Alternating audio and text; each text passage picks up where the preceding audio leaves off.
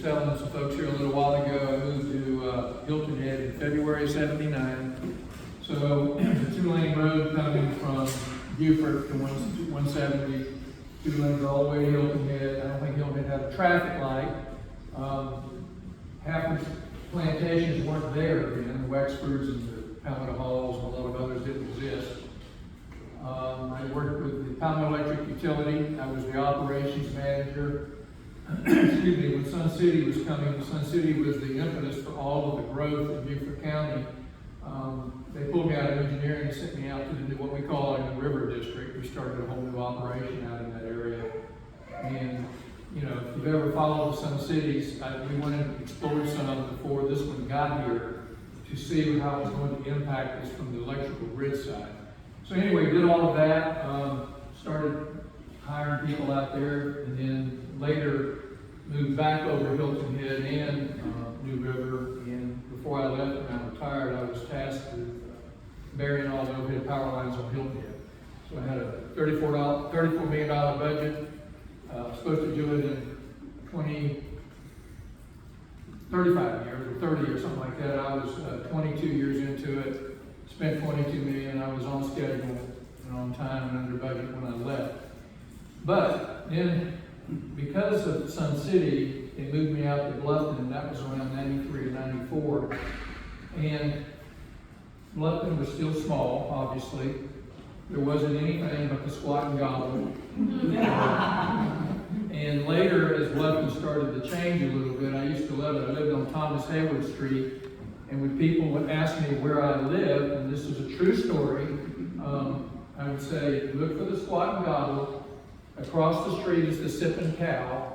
Turn there, look for the house with all the feral cats.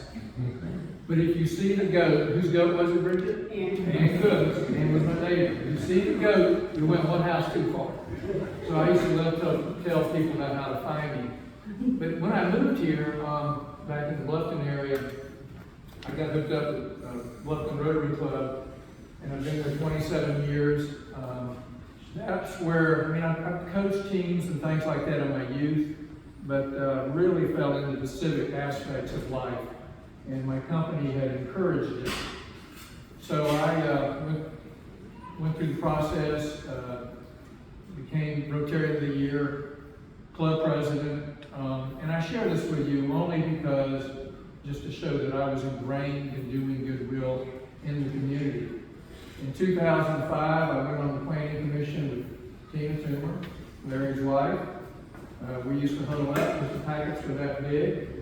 This is when the Old Town Master Plan came into being. We hired consultants in the town of Bluffton, and that actually is what moved Bluffton to where it is today, and put it on the map. And so that, we hired a company out of Miami, Florida, Cover and Cole, something like that. And so anyway, that plan is still being utilized today for the historic district in the infield, the type of structures and everything you see. I also fell in love with the historic structures and realized very quickly when I was running for office, and that would have been 8 years ago, that preservation is your DNA. It tells you who you are, gives you your history. It's no fun to move somewhere if you don't start learning who you are and what your history was.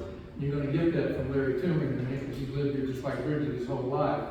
But so anyway, that was important to me, and so I've been a real advocate for that. And we're restoring some of the buildings, and we take a pretty hard approach as a town council on letting people remove structures. It's hard to get that done. The other part of it is, I'm a big proponent of parks, and I've always pushed for the parks. You hear me preach about that all the time.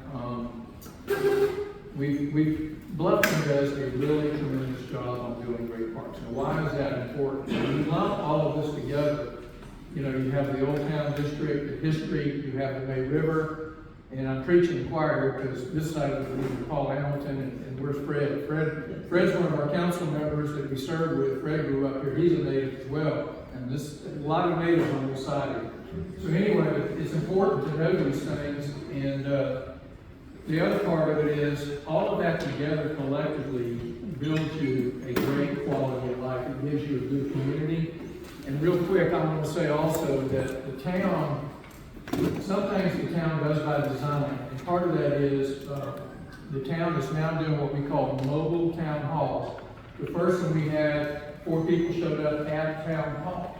Then we went to Hampton Lake, and it was 90 people, and they keep moving around. And what this means is, the police chief, the town administrator, the directors, they come to you. And I don't know if they've been here or not, but if they haven't, they need to.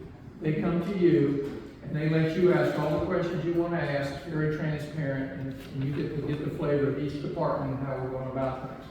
The other thing is, we started sending out a newsletter that comes out twice a year, and it goes to all the residents in the town, and I encourage you greatly to take the advantage to learn from that. Most of us got threads in there about things of history, but also why Bluffton is what Bluffton is.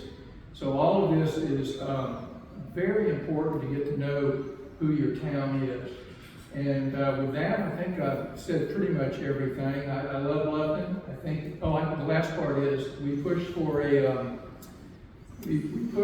town survey, something that was important to me and everybody. And so we did that 2 years ago, and I was pleased overall. There's always room for improvement, but over 60% of the people in Bluffton are happy with the town.